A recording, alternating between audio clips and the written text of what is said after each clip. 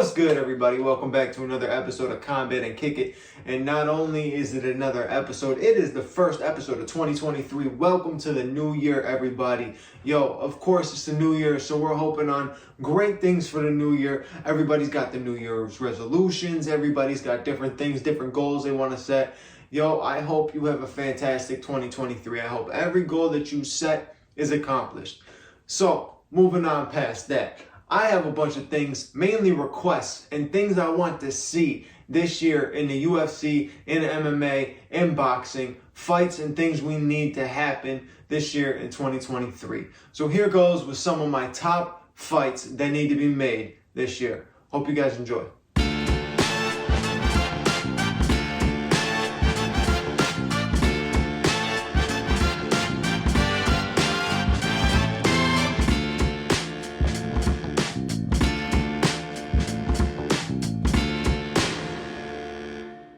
Now, one fight in particular I need, which right now it seems like it's on the cusp. It might actually be an official thing for March, but it's a fight that I need, and so many other fight fans need. We need Jon Jones and Francis Ngannou make it happen. Everybody wants to see Jon Jones debut at heavyweight. How can you not? He's one of the greatest fighters of all time. Arguably the greatest. For some people will say him, some people will put him as the #1 greatest fighter of all time, the greatest you have ever seen in the octagon. So how could you not want to see that man move up?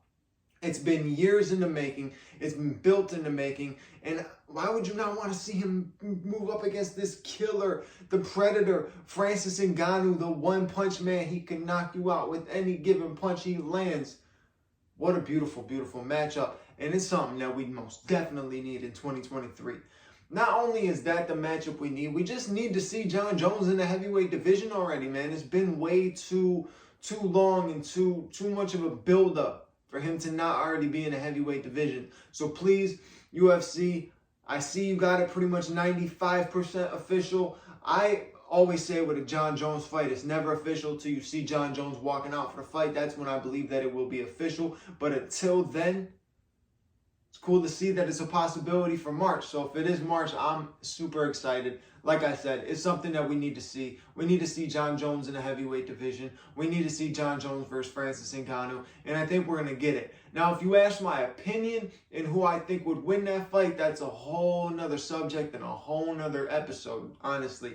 Because I could talk for hours about that one. With Jon, you have a lot of skill, a lot of technique. You have an all-around you have the all-around package. Sorry, I can't even talk. You got the all-around package with Jon Jones. You got good wrestling. You got amazing striking. You got reach. You got IQ.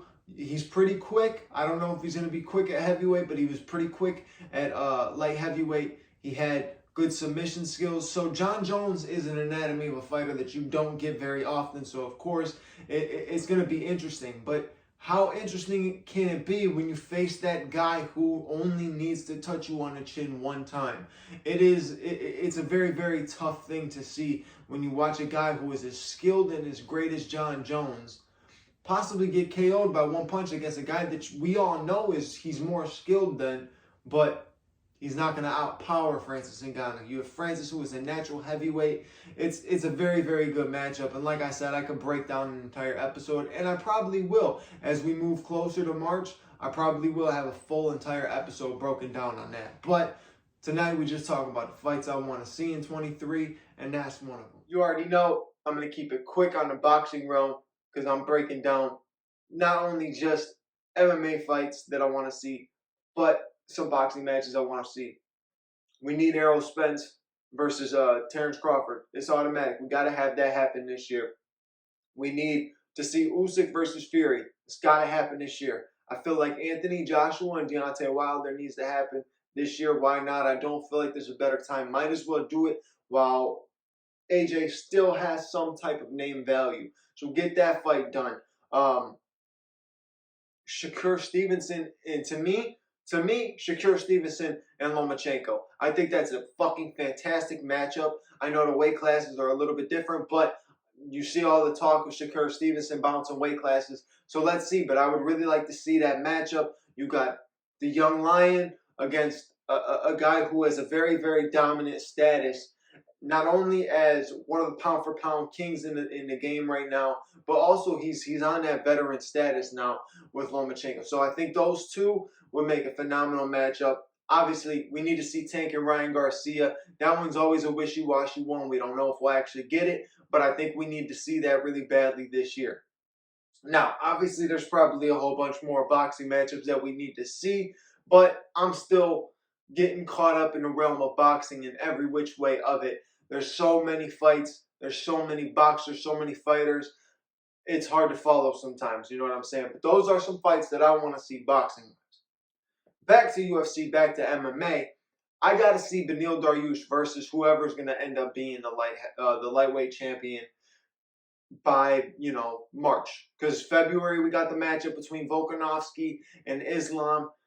This is like pound for pound number one versus the lightweight champion. Who's going to be pound for pound number one? Who's going to be lightweight champion? Can Volk be pound for pound and double champ, or is it going to be lightweight champion remains Islam Makhachev and now pound for pound number one? Who knows? But in my opinion, Beneil Dariush is deserving of that shot, is deserving of a fight with these guys. So whoever wins that matchup, Beneil Dariush in 2023 deserves the shot. That's my main thing. I really want to see the man fight for a belt this year. Regardless, win, lose, or draw, you already know the man has shown he deserves that matchup. And we all know deep down styles make fights. That is stylistically a very good matchup, him and Islam. Obviously, I would rather see him versus Islam than him versus Volkanovski. I think him versus Islam might be a more exciting fight, but you never know. Volkanovski's an absolute fucking beast and is always exciting in every fight that he's in. So I don't know, but I just want to see Beneil fight for a belt in 2023. On to the next one. Obviously, we need the rematch. Give us Adesanya versus Pereira too. We gotta get it. It's only right. Adesanya cleared out the division completely, right? Unless he wants to take time off, there's no reason for them to not run that fight back. So run that fight back. Obviously, the history is there, and now it's just building more and more. You're throwing gasoline on top of fire with this history and with the storyline. You can continue to build it. I think Izzy deserves, I mean, in this sense, Izzy definitely deserves a chance, deserves a rematch, deserves a shot for what he did in the division, wiping out everybody and lapping some. So I do think Izzy deserves that rematch. And I think with how good the first one was, I think we'll get a very competitive second one as well. So please give me Adesanya versus Pereira 2. Like I said, well deserved for Izzy. And I don't think Alex would have any problem, doing that fight again. In his mind, I beat this guy 3-0. I'm going to go in there and do it again. I think it just makes for an exciting matchup. And like I said, the story's there. Keep building off it. You're going to make so much money. Dana White loves money. Right now, Dana's got some issues. I'm not going to get into that. That's a whole nother episode. But yeah, Dana's got some issues right now. So he's probably not even focusing on fights or matchmaking. So Dana, if you just watch this video, you need some help matchmaking real quick because you got a lot of shit going on. You know what I'm saying? Hit your boy up. Your boy Bando from Combat and Kick It got all the answers. I got all the fucking answers, Dana. You come up to me, you ask me for the answers, I give you the fucking answers. Make the fights that the fans want to see. They want to see Israel Adesanya versus Alex Pereira too. I want to see it. You want to see it. The fans want to see it. So make that happen. Also, what was another fight that I really wanted to see? It was another two. Yes, give me Sean O'Malley and Chito Vera in 2023. But obviously, I like the way Sean O'Malley built this one. He's talking about it and building the scene. He's like, man, Chito's been looking really good. Chito's been looking really sharp. How can they build this fight back to being what it really could be? You get Aljo beats Henry, right? Beats Henry. Then Sean fights Aljo. Sean beats Aljo. Chito beats Corey. Builds weights. Boom. Sean, Chito. Boom. Rematch for the belt. That's huge. That's huge. Both men looking pretty good. Obviously, Sean O'Malley in a questionable decisions compared to Chito Vera's out here getting finishes. I think if Chito Vera finishes Corey Sandhagen, in my opinion, he could skip Sean O'Malley for a title shot. Now that's just my opinion. I think he could skip Sean O'Malley for a title shot if he gets a finish. Because Sean's win over Petr Yan, it's right there for a lot of people. A lot of people say it was a robbery. A lot of people say that they thought Sean did enough. I think I can see where people say that Sean did enough. I also see where the robbery talk and claims have been thrown. It was a close fight, in my opinion, closer for Petr. If you look at the overall just way judges have judged fights in the past with the control and the wrestling and everything like that, I don't understand how Petr didn't get that decision. But hey, I understand why people say that Sean did enough. He did technically do enough on the striking end. But either way, you know what the UFC wants. The UFC wants that kid in the top of the division. They want to see him fight for the belt. They want to see him fight the best guys in the division, keep the name running, keep his stardom big, draw more money, draw more fans. That's exactly what Sean O'Malley is there to do.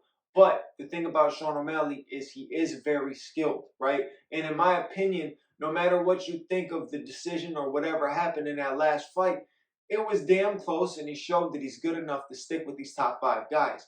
Now, Chito Vera has proven and shown time and time again that he can stick with the top 5, top 10 guys, no problem, and can finish them. He just finished the consensus best bantamweight of all time in Dominic Cruz. Finished them like to no argument, no, that was a short stoppage, none of that kind of stuff. It was clear, blatant. Slept him, knocked him out, broke his nose, high kick to the head. Beautiful, beautifully placed, beautifully timed. Now Chito's a slow starter. He's a slow starter, but he found it. He's one of those guys that finds it throughout the fight, and once he gets comfortable, it's a wrap. What he did to Rob Font was amazing.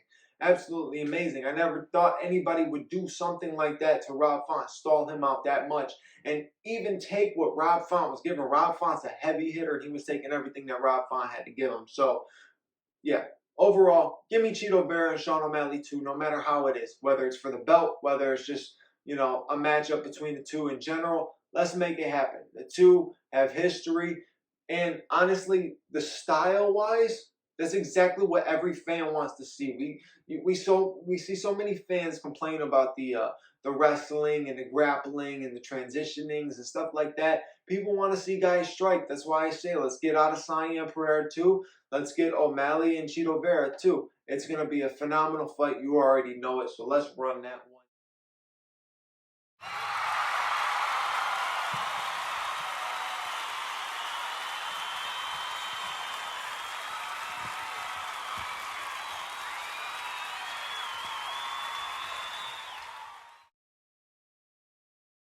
We all want to see a huge fight and a huge return in Conor McGregor. So the rumor always has been for the past probably 3 months that it was going to be Conor versus Michael Chandler. Some way, somehow, whether it's at 155, 170, some way, somehow, that is going to be the fight for Conor McGregor's return.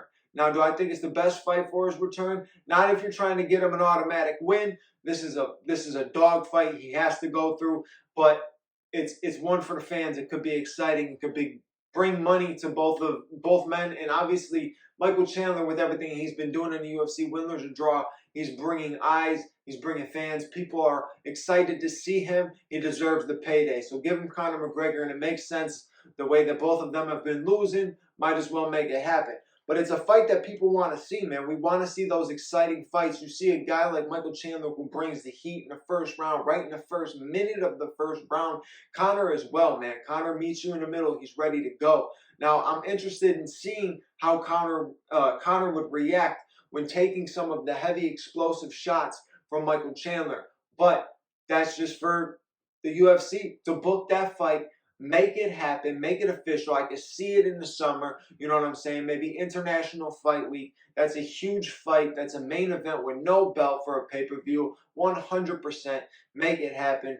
Give us Conor McGregor versus Michael Chandler. Fans deserve it. Conor needs a good fight to come back to. There's nobody else in the division that makes sense right now. Obviously, you can always do him against Tony Ferguson, but really, is that going to sell at the top of your pay-per-view? And two, does it make any sense if either of them win? It really does neither of them any good for their career. But Michael Chandler, Conor McGregor, either way, either one of them wins, huge for their career. it's much worse for Conor's career if he loses than if Michael Chandler loses. Michael Chandler really ain't got nothing to lose. You know what I'm saying? He's there to put on exciting fights. Dana White already labeled him as the Arturo Gatti of the UFC, so you already know the man's not going anywhere. As long as he's under the contract, he's going to keep getting thrown these exciting fights, and he's going to go out there and put them on every single time. Obviously, he had the goal of being a champion, but I think he understands now that he is on that level of shit. I'm an exciting fighter. People want to see me fight. People want to see me be exciting. So give me exciting fights. Give me exciting opponents, and I'll make it happen for the fans. And that's exactly what Michael Chandler has done. And how could he not do that against a guy like Conor McGregor? That is a fan favorite matchup, and we need it in 2023. Now, I'm going to end this video with the simple fact that we need many fights in 2023. But I have a feeling we are going to get a lot of the ones that we've been waiting for. Like I said, Jones and Ngannou. I'm sure we'll get Adesanya Pereira too. And my hopes are up for McGregor and Chandler. I think it's actually going to happen. I think we're close to getting some sort of announcement to being, hey, this is probably the fight that's happening in May, June, July, whenever it's going to happen. It needs to happen. The fans deserve these fights. And like I said, many fights can be made throughout the year. I got a lot of fighters that I want to see fight, a lot of up-and-coming guys that have been making big statements. I like to see more of them. I like to see more of Arman this year. I'd like to see more of Matus this year. I'd like to see that Joe Pfeiffer guy that's coming up from the Contender Series. He's interesting. That Jack Della Maladena, however you say his name, he just got a fight announced with Randy Brown, so that's a phenomenal matchup. That's super exciting. The fans that know what that matchup's all about will understand how exciting that will be. The ones that don't know who those two are, go look them up because you'll understand how exciting that fight will be. But like I said, there's a lot of people to watch out for and a lot of fights that the fans need for UFC, for all MMA, for boxing, everything. Just make 2023 a fantastic year. So I'm praying to the MMA gods, please make 2023 a fantastic fight year. Yo, like I always say, please, if you liked what I just talked about, you like listening to me ramble about a bunch of MMA and combat bullshit, if you are a combat sports fan, you already know what to do. Hit that like button, hit that subscribe button, share this with a friend, send some comments down at the bottom, talk a little bit of shit, tell me I'm stupid, or start giving me your own opinions on fights. Maybe give me some ideas of fights that you want to see that maybe I wasn't even thinking of, maybe that just skipped my brain of fights that need to happen in 2023. Again, I thank you always for watching. I appreciate it. I'll talk to you guys later. Peace.